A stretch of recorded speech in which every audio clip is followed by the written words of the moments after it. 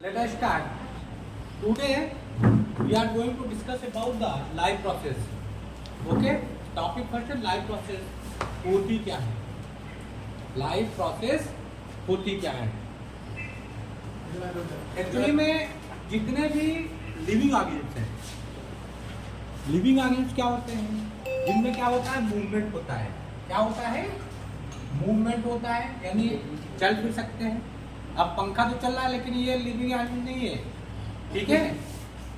जो हम लोग जैसे प्राणी हैं, चाहे चींटी हो चाहे हम लोग हों या हाथी हो, इनमें नेचुरल वे से वो मूवमेंट कर सके, एक स्थान से दूसरे स्थान जा सकते हैं, इसलिए ये जीवित प्राणी है.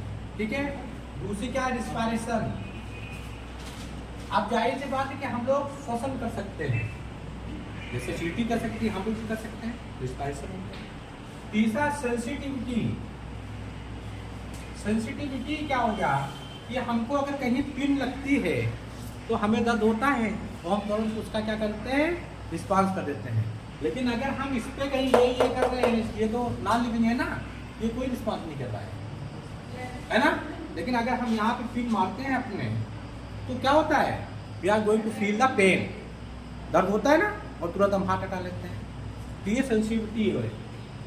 दूसरा क्या होता है कि ग्रोथ होता ही है. अब ग्रोथ का मतलब क्या होता है कि हम पहले बहुत छोटे थे, फिर बहुत बड़े हुए, फिर और बड़े हुए, फिर और बड़े हो गए. ठीक है ना? एक स्टेज ऐसी आती है कि हमारी जो है हाइट जो है वो क्या हो जाती है? रुक जाती है. लेकिन और जो प्रोसेस होते हैं वो लगातार चलते रहते हैं. अब ग्रोथ के बाद जो है आपका ग्रोथ हो गया, रिस्पायरेशन हो गया, रीजनरेशन है. फिर इसके बाद है इसमें रिप्रोडक्शन, एक्सक्रीशन. रिप्रोडक्शन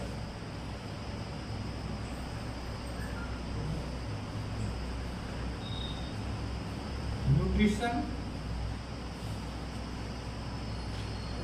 और ई फार क्या होता है? ई फार क्या होता है भाई बताओ, हम तो अभी देखे थे. एक्सक्रीशन.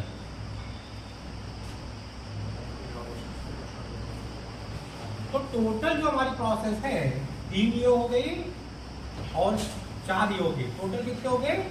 7 लिविंग प्रोसेस है. क्लियर?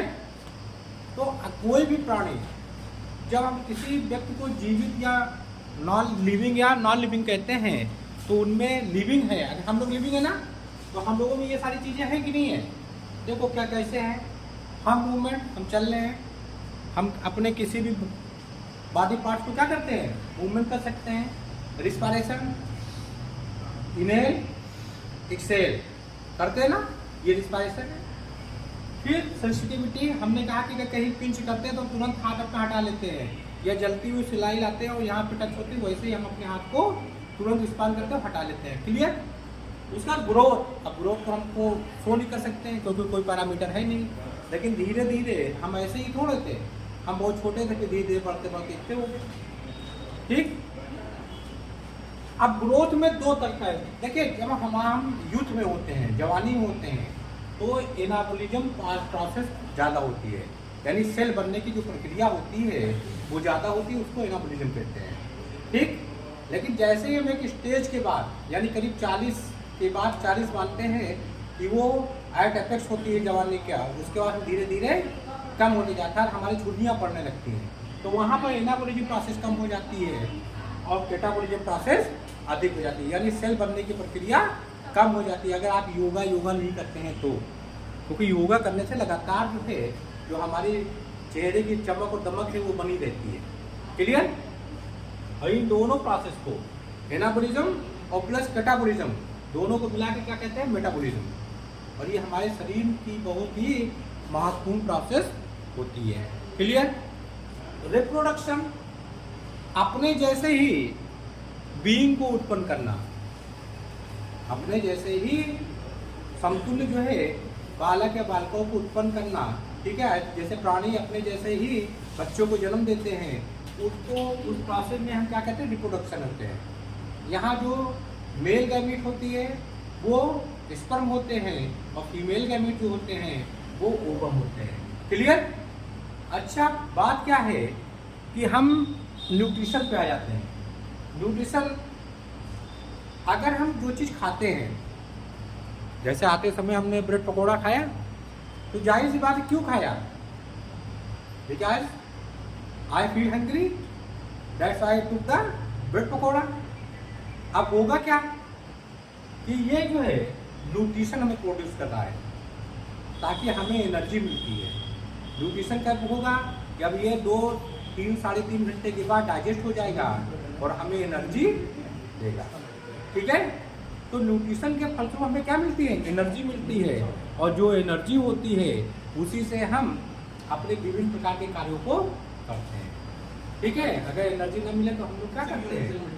जैसे रोज़ा के दौरान या व्रत के दौरान आप देखते हैं कि हम बिल्कुल क्या हो जाते हैं, हमारी बॉडी एक्टिविटी बहुत ही स्लो हो जाती है। लेकिन न्यूट्रिशन और भी आवश्यक है। जब हम सो जाते हैं तो अंदर जो प्रोसेस है वो तो चलती रहती है ना, हार्ट बीटिंग हमारी चलती रहती है, ब्रीदिंग चलती रहती है, ब्रीदिंग, ये रिस्पायरेशन। ठीक है? बस केवल हम मूवमेंट नहीं करते हैं, हम मूवमेंट नहीं करते हैं, बाकी अंदर की जो प्रोसेस है वो सब चलती रहती है। और वो चलने के लिए क्या ज़रूरत है? हमें एनर्जी की ज़रूरत होती है, ऊर्जा की ज़रूरत होती है। और ऊर्जा हमें कहाँ से मिलती है? न्यूट्रिशियस प्रोडक्ट से, जो फूड होते हैं, मील होते हैं, वेजिटेबल्स के फॉर्म में, पल्सेस के फॉर्म में, ग्रेन्स के फॉर्म में, सीरियल्स के फॉर्म में, ये सारी चीज़ें हम खाते हैं अल्टीमेटली। और मिल्क क्या है? वो बैलेंस डाइट है, लेकिन अल्टीमेटली ये डाइजेस्ट हो करके, और इसमें हमने एक चीज़ और नहीं लिखा है, डाइजेशन। ठीक है? ये तो बहुत महत्वपूर्ण है। डाइजेशन भी एक हमारी कौन सी प्रक्रिया है? डाइजेशन हमारी क्या है? पाचन। जब न्यूट्रिशन हमने खाया तो हमें, न्यूट्रिशन तो पोषण होता है, न्यूट्रिशियस जो सब्सटेंस है, जो मील के रूप में होता है, भोजन के रूप में, उसको हमने खाया और वो डाइजेस्ट, पहले एब्जॉर्ब हुआ अंदर आंतों के द्वारा, और फिर पूर्ण रूप से डाइजेस्ट हो गया, पच गया, और फिर वो प्रोटोप्लाज्म में क्या हो गया? एसिमिलेट हो गया, और हमें एनर्जी एटीपी के रूप में मिली। सेल जो होती है वो एटीपी के रूप में अपनी एनर्जी का उपयोग करती है। जैसे हम रुपया लाते हैं, अगर कागज का टुकड़ा दे तो कोई दुकानदार लेगा? नहीं लेगा, तो हमें कोई सामान देगा नहीं। लेकिन रुपया हमने दिया 500 का, तो तुरंत उसके बदले में हमें सामान मिल जाता है। तो अब हमारे अंदर जो कोशिकाएं होती है वो अपना काम किससे चलाती हैं? एटीपी से, एडेनोसिन ट्राइफॉस्फेट। इसको एनर्जी करेंसी भी कहते हैं। क्या कहते हैं? Energy currency. अब जब डाइजेशन हो गया तो जो हमारे शरीर को जितनी भी आवश्यक चीजें थी, ठीक है, जो भी पोषक तत्व थे, न्यूट्रिशन के माध्यम से हमारे शरीर ने उसको डाइजेस्ट किया। और डाइजेस्ट करने में बहुत सारे उसमें एंजाइम्स का भी प्रयोग होता है। क्या होता है? एंजाइम्स का भी प्रयोग होता है, हार्मोन्स का भी प्रयोग होता है। तो इसके फलस्वरूप जो है ये डाइजेशन जो है, डाइजेशन क्या करते हैं? हेल्प करते हैं। क्लियर? और डाइजेशन के फलस्वरूप हमें क्या होती है? एनर्जी मिलती है। तो कुछ काम तो हम अलग कर लेते हैं, लेकिन आप जानते हो, जैसे मान लीजिए कि मेरी बल्जिंग निकली है, तो बल्जिंग क्यों निकली है? बहुत सारे लोग के पेट धंसे हुए हैं, तो इसलिए कि वो जितना उनके बॉडी को ज़रूरत है उससे वो कम एनर्जी कंज्यूम कर रहे हैं। और हम क्या कर रहे हैं? जितने हमारे शरीर को ज़रूरत है उससे हम ज़्यादा वो कर रहे हैं। तो हमारे यहाँ जो सेल होती है क्या करती है? किसी चीज़ को फेंकती नहीं है।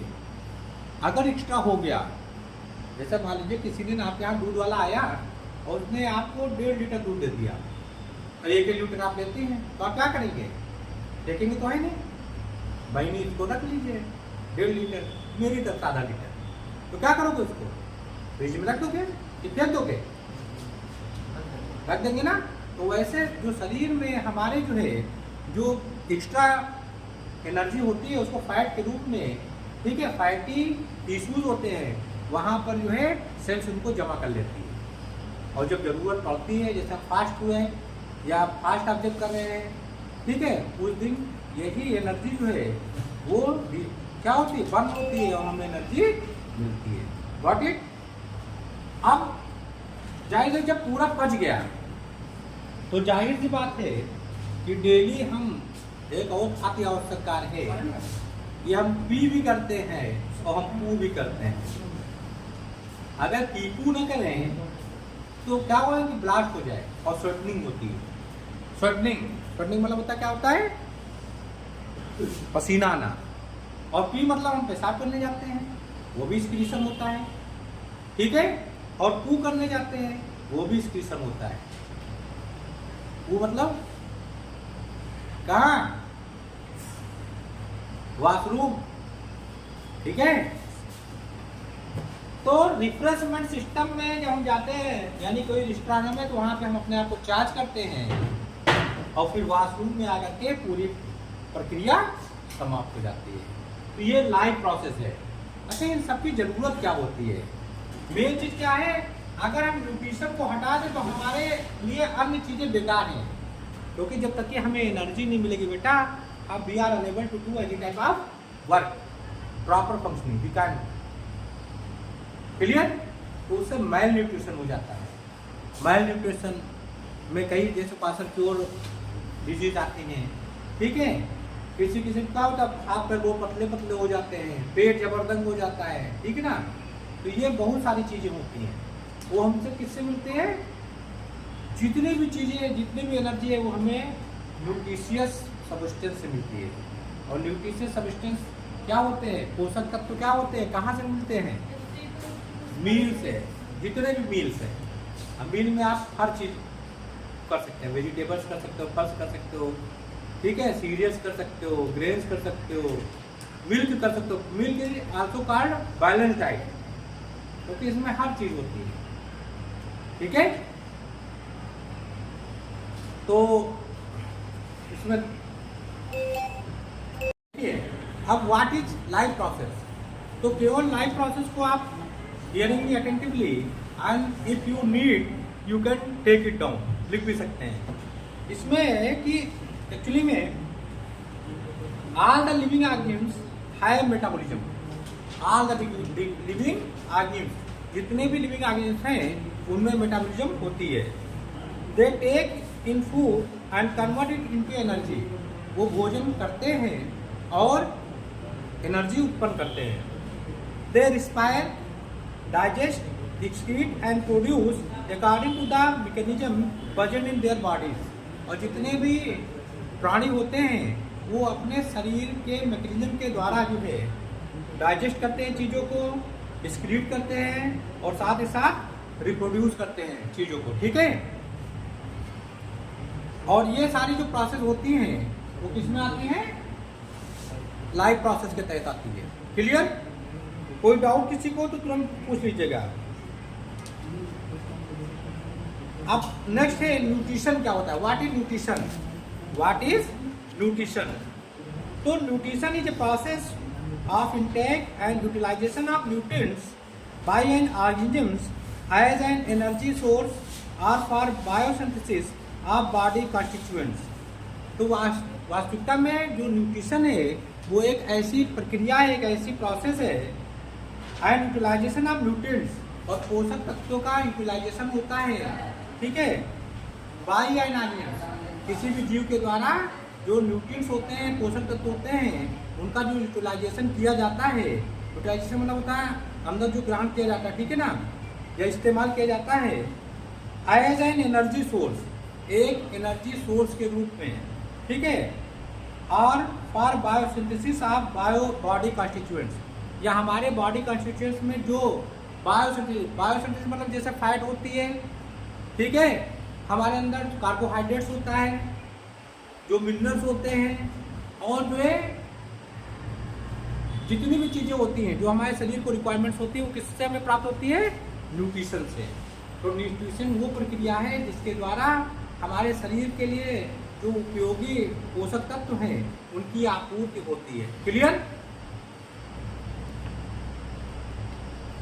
इसमें क्या होता है? It is a process to transfer a source of energy from outside the body of the organisms which we call food.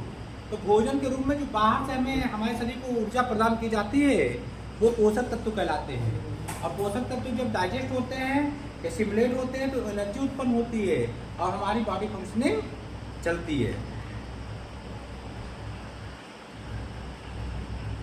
अब जितने भी वो देखिए, अब प्रश्न ये उठता है कि जितने भी प्राणी है क्या उनकी जो न्यूट्रिशनल प्रोसेस है वो एक ही जैसी होती है? मुझे नहीं लगता एक जैसी होती है, सबकी अलग अलग होती है। क्लियर? जैसे अमीबा ले लीजिए, तो अमीबा भोजन करता है जैसे हम मिलियंस ऑफ सेल्स से, हमारे अंदर तो मिलियंस ऑफ सेल्स है, हमारा शरीर या बॉडी जो है मिलियंस ऑफ सेल्स से बना है, लेकिन अमीबा सिर्फ एक कोशिका से वो है। तो जो काम, जो लाइफ प्रोसेस यहाँ दिखाई गई थी, सब काम अमीबा करता है और एक सेल से। और हम लोग क्या करते हैं? मिलियंस ऑफ सेल्स से कहते हैं, क्योंकि हमारे अंदर डिवीजन ऑफ लेबर है, सेल्स को अलग अलग बांटी गए, स्पेसिफिक काम करती हैं। हमारा पूरा सेल किससे बना है? सेल्स ही बना है। अब आंखों को कर दिया गया, आंख स्पेशल टिश्यू में चेंज हो गई और टिश्यू स्पेशल आर्गन में चेंज हो गया। तो सेल से बनी आंखें हैं, सेल से नाक है, सेल से हमारे माउथ है, सेल से हमारे ईयर है, सेल से हमारा ब्रेन है, सेल से हमारे हैंड्स एंड फीट हैं, स्टमक है, जितनी भी चीजें हैं सब सेल्स है, ठीक है ना? लेकिन इनके फंक्शन क्या है? अलग अलग है। अब अमीबा में केवल एक ही सेल होती है। तो अगर वो न्यूट्रिशन लेता है तो कहाँ से लेता है? सिंगल सेल अमीबा होता है, तो अपने भोजन को लेता है, पकड़ता है वही एक कोशिका से और डाइजेस्ट करता है, रिस्पायर करता है, ठीक है, एक्सक्रीट भी कर देता है बाद में। क्लियर? तो जो काम हम मिलियंस ऑफ सेल से करते हैं वो अमीबा सिर्फ एक सेल से करता है। न्यूट्रिशन प्रोसेस होगी। सेकेंड है एंजाइम्स। अब एंजाइम्स को बेटा क्या कहते हैं? इसको बायोकैटालिस्ट कहते हैं। क्या कहते हैं? The biocatalyst used by the heterotroph for the breakdown of complex substances into simpler ones before they can be used for the upkeep and growth of body are called enzymes. तो हेटेरोट्रॉफ्स होते हैं। हम लोग क्या हैं? Heterotrophs हैं, हर चीज खा लेते हैं, है ना? खा लेते हैं ना, तो हम लोग हेटेरोट्रॉफ्स होते हैं। तो ये एंजाइम जो होते हैं ये क्या करते हैं? ये जो बहुत ही जटिल पदार्थ होते हैं उनको बहुत ही सिंपलर, बहुत ही साधारण जो है पदार्थों में तोड़ देते हैं और ये बायोकैटालिस्ट का काम करते हैं। क्लियर? अब आते हैं रिस्पायरेशन। रिस्पायरेशन में क्या है? The process of acquiring oxygen from outside the body, यानी शरीर के बाहर से जो हम ऑक्सीजन की एक्वायर करते हैं, लेते हैं। क्या लिखा है? The process of acquiring oxygen from outside the body and to use it in the process of breakdown of food sources for cellular need is called respiration. ठीक है, ये बायोकेमिकल प्रोसेस होती है। ठीक है, तो रिस्पायरेशन क्या है? It is A biochemical process and we take the oxygen from outside the body to burn the food and this is also known as the oxidation of food। जब भोजन का ऑक्सीडेशन होता है, यानी जब भोजन जलता है हमारे शरीर के अंदर with the help of oxygen, तो हमें एनर्जी मिलती है और वो एनर्जी हम अपने पूरे शरीर की जो ऊर्जा जरूरतें हैं उसमें खपत करते हैं। जो ऊर्जा हमें प्राप्त होती है भोजन से, अगर भोजन ऐसे ही रहे, डाइजेस्ट ना हो, उसका ऑक्सीडेशन ना हो, तो वो ऐसा कोई ऐसा भोजन रहेगा हमें कोई एनर्जी नहीं मिलेगी। तो बर्निंग ऑफ फूड क्या है? कार्बोहाइड्रेट जो होता है वो हमारा बॉडी फ्यूल कहलाता है। जो भी चीज़ हम खाते हैं अल्टीमेटली उनको चेंज होना ही होना है कार्बोहाइड्रेट्स में। जो भी चीज़ हम खाएं, फैट खाएं, वेजिटेबल्स खाएं, ठीक है, या कोई मीट खाएं, अल्टीमेटली ये चेंज हो जाता है किसमें? बॉडी फ्यूल यानी कार्बोहाइड्रेट्स में। और कार्बोहाइड्रेट्स के रूप में हमें एनर्जी मिलती रहती है। एक चीज़ और बता दूं, 1 ग्राम अगर कार्बोहाइड्रेट्स हम जो अगर 1 ग्राम जो हम ऐड करेंगे तो हमको कम से कम 2.5 गुना 1 ग्राम कार्बोहाइड्रेट्स खाएंगे तो 1 ग्राम हमें एनर्जी मिलेगी। लेकिन 1 ग्राम अगर हम फैट खाएंगे तो उससे हमें कम से कम 2.5 गुना जो है एनर्जी मिलती है। ये भी ध्यान रखिएगा। ये एंजाइम तो क्या? अब रिस्पायरेशन की बात है, तो रिस्पायरेशन भी मैंने आपको बता दिया। और रिस्पायरेशन होता कहाँ है? सेल के माइटोकॉन्ड्रिया में होता है। सेल के माइटोकॉन्ड्रिया में होता है। जैसे मान लीजिए कि ये सेल है और इसमें जो है ये डबल लेयर होती है अधिकतर। मान लो एनिमल सेल है, इसके अंदर जो होता है वो क्या होता है? इसको कहते हैं साइटोप्लाज्म क्या कहते हैं, साइटोप्लाज्म। और इसमें एक न्यूक्लियस होता है, न्यूक्लियस को बीच में दिखाया जाता है, ये न्यूक्लियस होता है। इसके अंदर भी डबल लेयर होती है, बीच में इसमें क्या होता है, थोड़ा ये होता है। इसके अंदर जो लिक्विड होता है उसको उसको हम कहते हैं न्यूक्लियोप्लाज्म। क्या कहते हैं, न्यूक्लियोप्लाज्म। और इसके अंदर एक न्यूक्लियोलस होती है, क्या होती है, न्यूक्लियोलस। और इसमें बहुत से बॉडी ऑर्गेन्स होते हैं, बॉडी ऑर्गेन्स होते हैं। और ये जो होता है इसको कहते हैं माइटोकॉन्ड्रिया। क्या कहते हैं, माइटोकॉन्ड्रिया। और यही एनर्जी सेंटर होता है, एनर्जी सेंटर इसको कहते हैं। ठीक, अल्टीमेटली जो भोजन होता है सेल, प्रत्येक सेल में हमारा मिलियन ऑफ सेल है, तो प्रत्येक सेल में एक माइटोकॉन्ड्रिया होता है। और माइटोकॉन्ड्रिया का काम सिर्फ होता ये है कि जो भी भोजन हमें मिलता है उसको अल्टीमेटली एटीपी के रूप में चेंज कर देना। क्लियर। अब एक्चुअली में होता क्या है कि यहाँ जो रिस्पायरेशन होता है, रिस्पायरेशन कहाँ होता है, रिस्पायरेशन सेंटर भी इसको बोलते हैं, रिस्पायरेशन सेंटर भी बोल दो, ठीक है। और यहाँ पर ऑक्सीडेशन और रिडक्शन प्रोसेस होती है। ये इंटरमीडिएट फर्स्ट ईयर में आप पढ़ेंगे ऑक्सीडेशन रिडक्शन क्या होती है, ठीक है। हाँ, तो ये ऑक्सीडेशन रिडक्शन प्रोसेस होती है। These are some of the most common chemical means to break down molecules. For this, many organisms use oxygen source from the outside the body. अब ऑक्सीजन क्या होता है, जब भोजन को हम ऑक्सीजन के सहायता से तोड़ते हैं तो क्या हो जाता है, ऑक्सीडेशन होता है प्रोसेस, ठीक है। और जो भोजन, जो एनर्जी निकलती है उसको हम एसिमिलेट कर लेते हैं, वो हमारा क्या हो जाता है, रिडक्शन। क्लियर। और इलेक्ट्रॉन के फॉर्म में यदि इलेक्ट्रॉन लूज होता है तो ऑक्सीडेशन प्रोसेस होती है, और इलेक्ट्रॉन अगर एक्सेप्ट होता है तो उसको हम क्या कहते हैं, रिडक्शन प्रोसेस कहते हैं। ये केमिस्ट्री के वे में। लेकिन बायोलॉजी वे में नॉर्मली ऑक्सीडेशन प्रोसेस कहाँ होती है, माइटोकॉन्ड्रिया में। और माइटोकॉन्ड्रिया क्या है, रेस्पिरेशन सेंटर होता है, ठीक है। अल्टीमेटली जो या power house of the cell भी कहलाता है, यही माइटोकॉन्ड्रिया को power house of the cell भी कहते हैं। क्लियर हो गया। फिर देखिए, अब हम आते हैं स्क्रीशन। अब क्या होता है स्क्रीशन में, हम इसीलिए बार बार आपको डिफाइन कर रहे हैं चीज़ों को, क्योंकि यहाँ लिखने में काफ़ी समय होता है। You have to just understand and you have to listen me attentively and you get it very easily.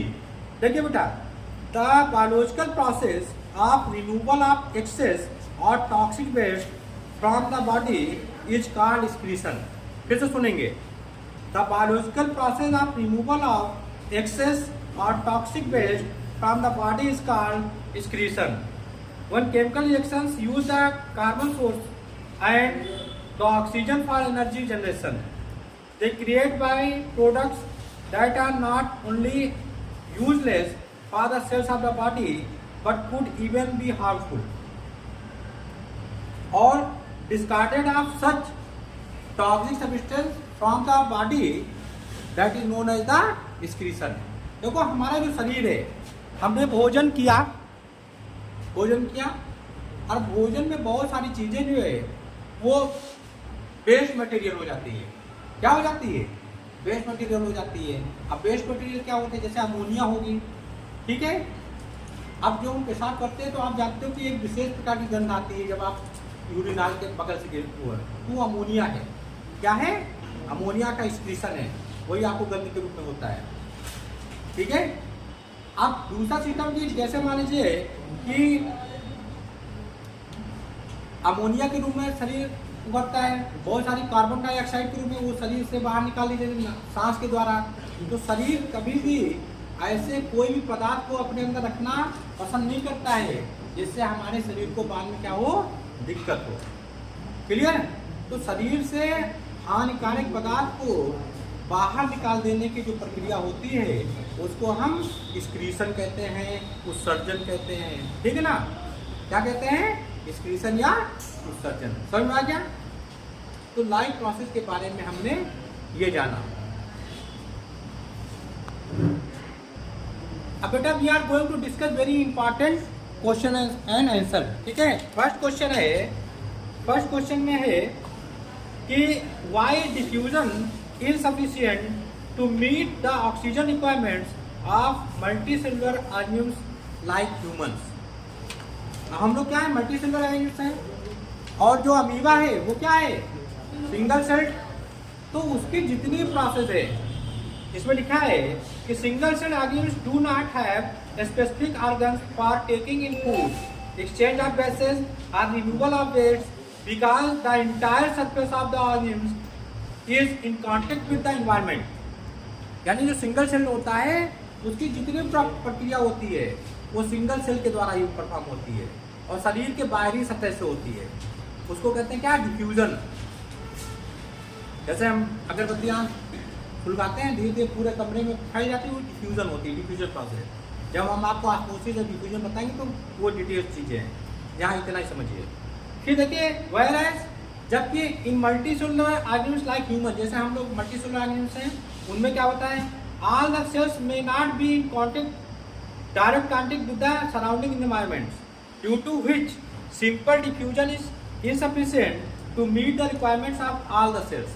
तो हमारे अंदर तो अरबों की संख्या में सेल्स हैं, और हमारा डायरेक्ट जो कांटेक्ट होता है वो बाहरी इन्वायरमेंट से नहीं होता है, इसलिए जो डिफ्यूजन प्रोसेस है वो करोड़ों अरबों सेल्स के लिए इनसफिशिएंट होता है। क्लियर? तो जो काम सिंगल सेल परफॉर्म कर सकती है अमीबा के रूप में, वो मल्टीसेलुलर वो डिफ्यूजन के रूप में वो काम नहीं कर सकते हैं, क्योंकि बहुत ज़्यादा जो है डिफ्यूजन की जरूरत होती है जो इनसफिशिएंट होता है। दूसरा क्वेश्चन बेटा, what criteria to be used to decide whether something is alive. एक क्वेश्चन कहता है कि ये बताइए कि वो कौन सी क्राइटेरिया जिससे हम किसी चीज को कह सकते हैं कि अलाइव है, जीवित है। हाँ, मूवमेंट वगैरह बहुत सारी चीजें हैं, लेकिन इसके अकॉर्डिंग क्या है कि the criteria we should use to decide whether an organism is alive और not is the molecular movements. कोई प्राणी जीवित है या मृत्यु है, उसकी सबसे बड़ी जो है जो क्राइटेरिया है वो मॉलिक्यूलर मूवमेंट्स होता है, ठीक है, आणविक गत, मॉलिक्यूलर मूवमेंट। अब आणविक गत क्या होती है सुनिए, देखिए, इज अलाइव और not is the molecular movement within the organisms that are needed for repairing and maintenance their structures which keep breakdown over time due to the effect of the environment। अब जो environment का जो प्रभाव है उसके according हमारे शरीर को मेंटेनेंस की जरूरत होती है, हमारी कोशिकाओं को रिपेयरिंग की जरूरत होती है, और इस सारी चीज़ों की जो आपूर्ति करता है, जो पूर्ति करता है, वो मॉलिक्यूलर मूवमेंट के द्वारा होते हैं।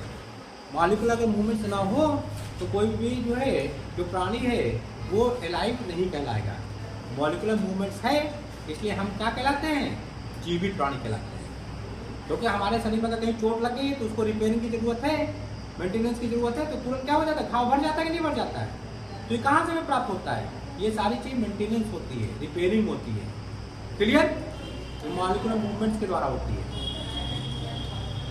फिर देखिए बेटा, रियल लाइफ बेस्ड क्या है। You might have experience mouth watering when you see your favourite food, why does this happen.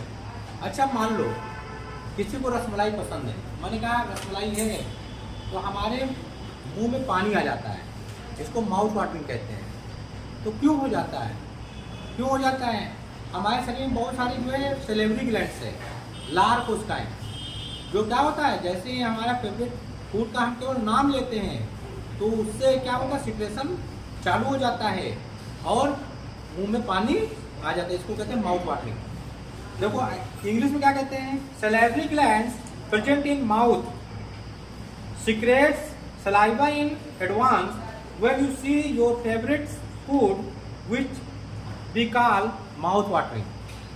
जब कोई भी हम अपने फेवरेट भोजन को देखते हैं तो हमारे मुंह में जो सलाइवरी ग्लैंड्स हैं यानी लार कोशिकाएं हैं, वो एडवांस में क्या कर देते हैं, सलाइवा को यानी लार को उत्पन्न कर देते हैं, और इसी प्रोसेस को हम क्या कहते हैं, माउथ वाटरिंग कहते हैं। क्लियर? नेक्स्ट देखिए, can you imagine the earth without plants, what would happen if all the plants are removed from the earth. कहता कि क्या आप इमेजिन कर सकते हो कि अगर पृथ्वी पर पेड़ ना हो, अगर ना हो तो क्या होंगे, हम लोग सरवाइव नहीं करेंगे। रीजन क्या है सुनिए, नो, हम कल्पना ही नहीं कर सकते हैं। क्यों? We can not imagine the earth without plants. हम पौधों के बिना पृथ्वी पर जीवन की कल्पना ही नहीं कर सकते। If all the plants are remove from the earth, या पृथ्वी से सारे पौधों को हटा दिया जाता है, there would be excess of carbon dioxide, तो बहुत सारी कार्बन डाइऑक्साइड होगा। So all the organisms on the earth would not be able to survive. इसलिए जो हमारे मतलब जितने भी ऑर्गेनिम्स हैं पृथ्वी पर, वो सर्वाइव करने के योग्य नहीं होंगे।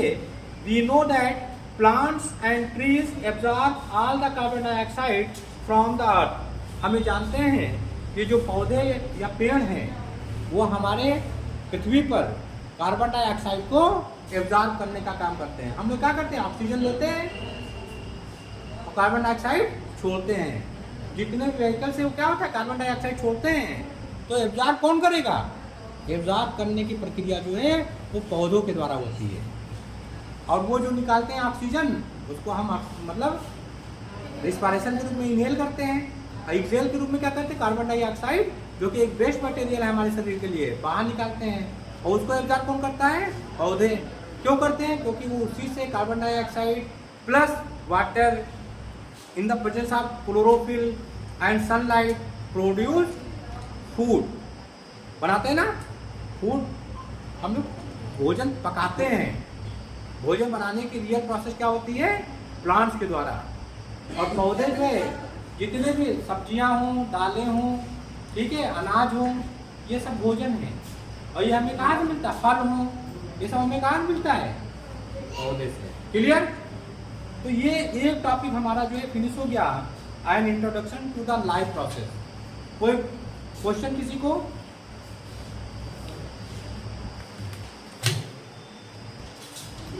Listen, you have to just focus on the nutrition and digestion, ठीक है ना?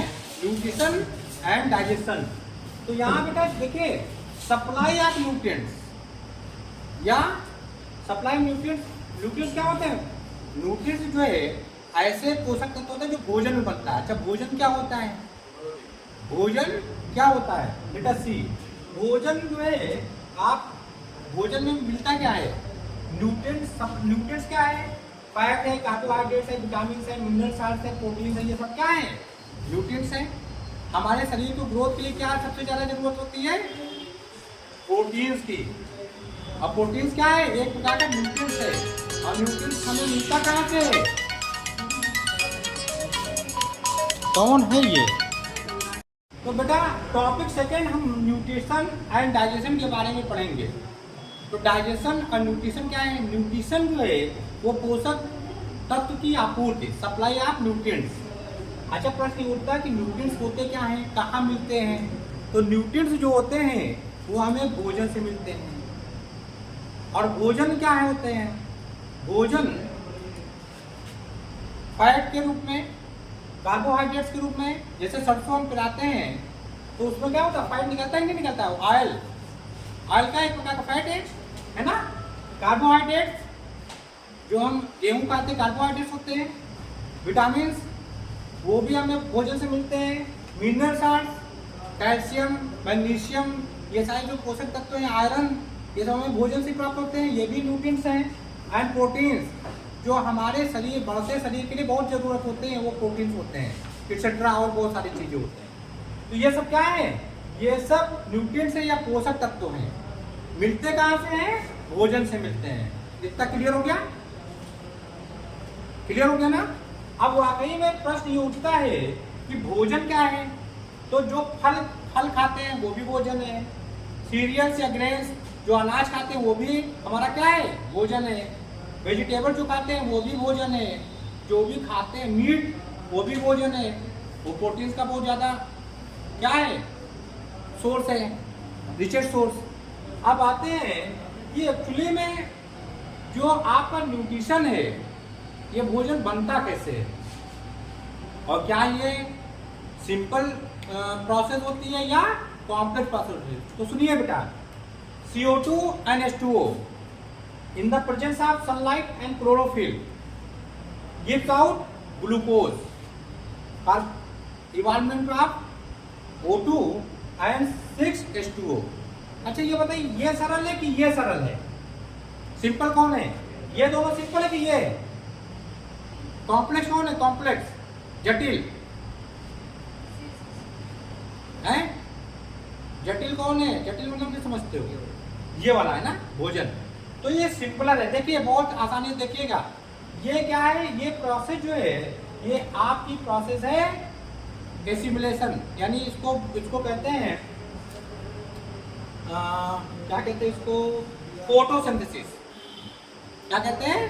फोटोसिंथेसिस के रूप में जो भोजन बनता है उसको हम क्या कहते हैं? प्रकाश संश्लेषण। तो प्रकाश संश्लेषण वो प्रक्रिया है या फोटोसिंथेसिस वो प्रोसेस है जो कि कार्बन डाइऑक्साइड के साथ में जब हम जल को मर्ज करते हैं, हम नहीं करते हैं, प्लांट्स करते हैं, इन the presence of sunlight and chlorophyll, उससे क्या बनता है आपका? ये फूड बनता है। इसको हम ग्लूकोज कहते हैं, इसको भोजन कहते हैं, बॉडी फ्यूल। बॉडी कुछ भी हम खाएं अल्टीमेटली उसको डाइजेस्ट होकर के ग्लूकोज में चेंज ही होना, क्योंकि शरीर दूसरा कोई करेंसी नहीं चलाती है, ठीक है? उसका O2 जो हम पौधे हमें देते हैं ना, तो उससे हम सांस लेते हैं रिस्पायरेशन में, और प्लस क्या होता है? 6H2O निकलता है। अच्छा ये कार्बन डाइऑक्साइड कहाँ से आती है? ये कार्बन डाइऑक्साइड जो हम सांस छोड़ते हैं या जो व्हीकल्स के धुएं होते हैं, ठीक है, और बहुत सारी प्रक्रिया जो नेचर में चलती रहती है, उससे CO2 उत्पन्न होती है। तो पौधे क्या करते हैं?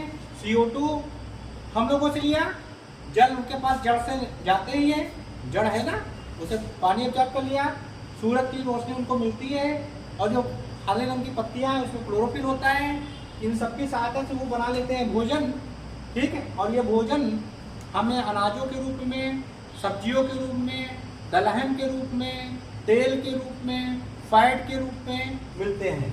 और फिर ये सबसे ज़्यादा जो हमारे रिस्पायरेशन के लिए जरूरी होता है वो क्या होता है? ऑक्सीजन।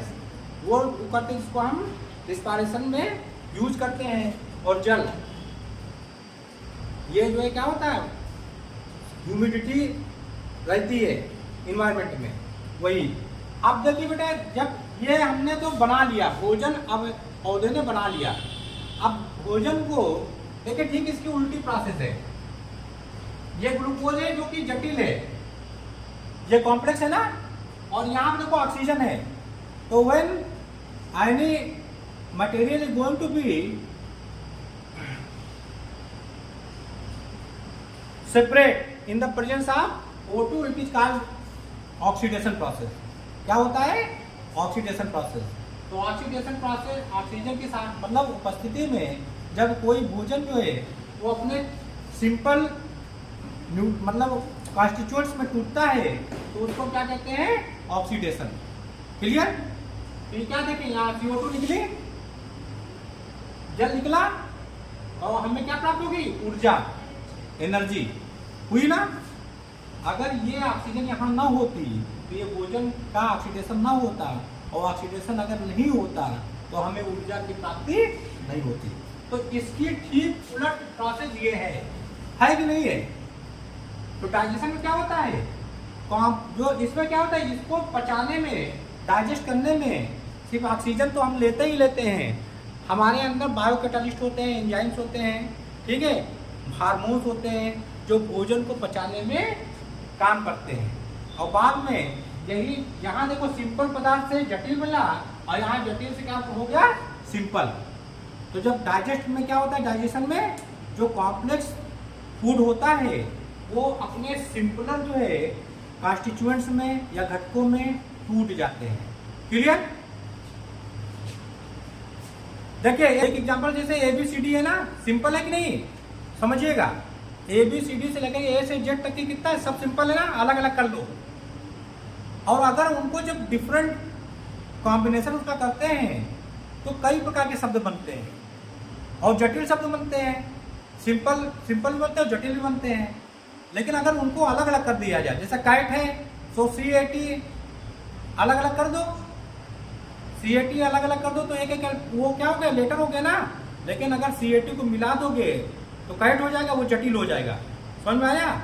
तो फोटोसिंथेसिस में क्या होता है, CAT को पास में लाए तो जटिल बन गया, और ठीक उसका उलट जब हम डाइजेशन में गए तो विभिन्न प्रकार की इस पर प्रक्रिया हुई, एंजाइम इस पर वर्क किया, और उसके बाद उसको कैट को किस में तोड़ दिया, C में तोड़ दिया, A में तोड़ दिया और D में तोड़ दिया। क्लियर?